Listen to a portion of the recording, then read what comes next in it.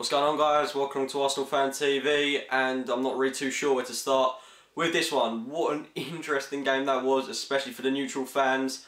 Manchester City 6, Arsenal 3. Going into this one, for Man City to put 6 goals past Arsenal, that really surprises me. We've had one of the best defensive records in the league at the moment. We were absolutely taught a lesson today. The team that started for Arsenal was, we did see significant rotation. We saw Cazorla rested, Arteta rested, Gibbs rested, Monreal coming in. And, you know, those were sensible change. I think Flamini for Arteta was a good move to make. He's been off the pace recently. Same with Walcott for Cazorla. Again, another sensible move. But apart from that, the team was very similar to what it has been recently. And we didn't start the game particularly awfully, but it was City that were definitely the team opposing the threat, piling on the pressure from those opening minutes. And, you know, I honestly thought they were going to get a goal quite early on. We managed to hold them off a good long time, really. And we did have spells where we could have got a goal. We didn't really take our chances. And we were punished from a corner. It was a great world-class goal by a world-class player.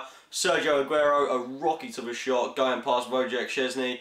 And to be honest, City did deserve that goal because they'd been playing really well up until that point, and they'd put in a really good performance. So I can't really fault the goal. It was an absolutely sublime goal. To be fair, we did respond really well. We didn't allow City to get back in our half. We didn't, you know, fall behind anymore. And you know what? We grabbed a goal back not a couple of minutes later, but about 10-15 minutes later, through Theo Walcott. It was great work by Mesut Ozil for me, who had been having a really quiet game up until that point, and to another guy who I thought had been absolutely quiet for that game, Theo Walcott. Not too sure what the goal he was doing. A lot of people thought it took a deflection of Demichelis. It certainly didn't. It went straight past his head.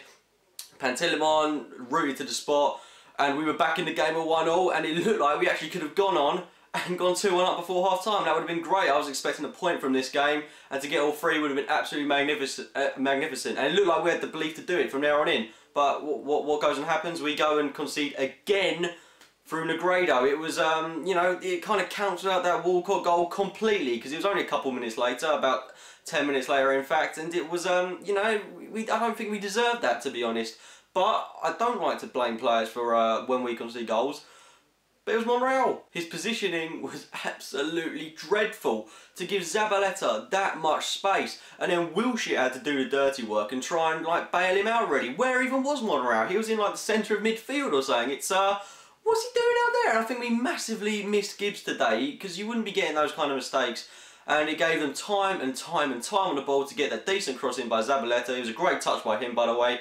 A great assist and a pretty simple finish from Negredo. And, you know, we kind of then deserved to go a goal behind because of that mistake by Monreal. And it was, it's just not good enough, really. And we went into half-time, 2-1 down. We kind of didn't deserve to be behind. But if we're going to, you know, make mistakes, then, you know, prepare to concede. I mean, the number of times we gave the ball away in that first half. Wilshere giving it away, Flamini giving it away. It is disgraceful how you can give the ball away that easily. And yeah, we have played Napoli in midweek. Yeah, we've had a really tough game out there, but we can't use fatigue as an excuse. These players are on thousands of pounds a week to play a 90-minute match. It's not too much to ask, really. They should be putting in their best performance every minute of every game, and I did not see that from any Arsenal player today, apart from maybe the exception of Mertesacker or Ramsey, because those players were absolutely busting their gut for the team today. But the second half was absolutely shambolic from my point of view. Man City, you know, we came out probably, I think, the better team, but it's silly mistakes that cost us in this one. And, you know, if you fail to prepare, then prepare to fail with this one. Absolutely awful from Mesut Ozil, just wasteful pass. So okay, some people might blame Flamini for not getting rid of it, but then again, it was an absolutely poor pass straight to Fernandinho. He got an assist earlier in the game, gave Man City one just then, and it was a beautiful finish by Fernandinho. Can't like credit him enough for that, really, because it was a really sweet finish. He'd had a brilliant performance up until that point, and he did deserve the goal. And it's sloppy from a player that has cost us £42.5 million, and I don't think he really did anything for the rest of that second half, Ozil. He was incredibly quiet, and then you see him get frustrated. But then again, you know, if you want to be on the winning team, you've got to play your part, Mesut. And it's not good enough from him, and I still don't think he's shown 42.5 million. I'm probably going to get criticised for saying this, but I just don't think he's been good enough yet. He needs to be doing more. If he got an assist today, but his performance didn't reflect that on the pitch, and he's got to be getting involved so much more. And it annoys me when you see City players like Toure, Silva, Nasri getting so involved and wanting to win it so much for their team, and you can't use like fatigue as an excuse for them, because they've gone away to Bayern Munich and they've put 3 goals past them. So, you know, it's I'm massively frustrated today. But I'm not even finished yet. I mean, there was more to go in that second half. We pulled it back to 3-2. Great work by Ramsey, chipping the ball over to Walcott.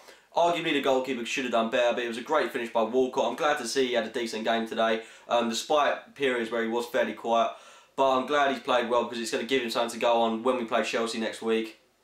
And it was a great finish, and it got us back in the game. But again, shortly after, we conceded through David Silva, and it was again that left-hand side of Monreal. Where was he? Again, giving the ball straight to him, and they just got another goal through David Silva.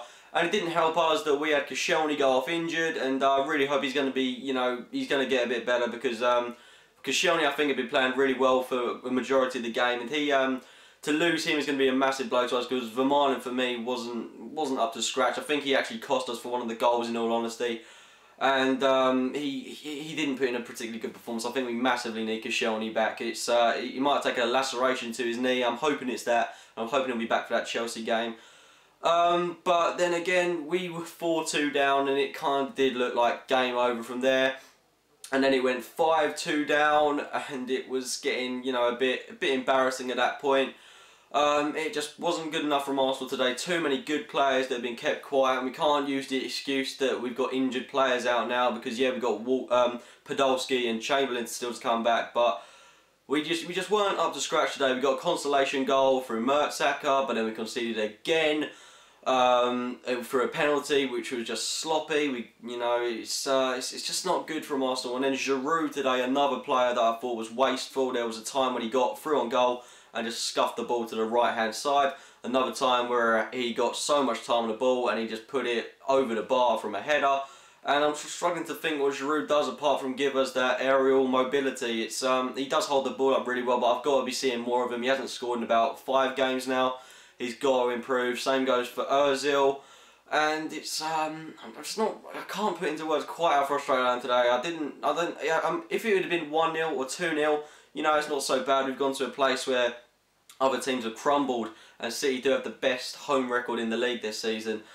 But to concede 6 goals when we've probably got the best defence in the league is kind of really worrying. I mean, if we don't get anything against Chelsea, that's going to be really frustrating, really worrying, because we could go into Christmas not on top, and that's something I think we need to do if we're going to be title contenders. But again, another thing I just want to quickly pick up on, it's not a big thing, a lot of people probably won't have picked up on this, but Mesut Ozil not going to applaud the fans, Mertesacker really laying into him, and I want Mertesacker to have the armband. It's things like this that show that he's a captain, a leader, marshalling his players to go and applaud the away fans. I think it's a bit classless from Mesut, really. I know he wants to go down the tunnel, it's not a great day for him, but you know, spare 10 or 20 seconds of your time just to applaud the fans who have travelled so far, paid good money to see you. You're going to be getting a massive paycheck at the end of the week, so just at least give a little bit of time to applaud them. And it's just, you know, credit to our fans for going up there, putting in an excellent shift and singing throughout the whole way for that game. It's credit to them, really, but it's really not a good day for Arsenal fans today. But we are still top, let's look at it that way.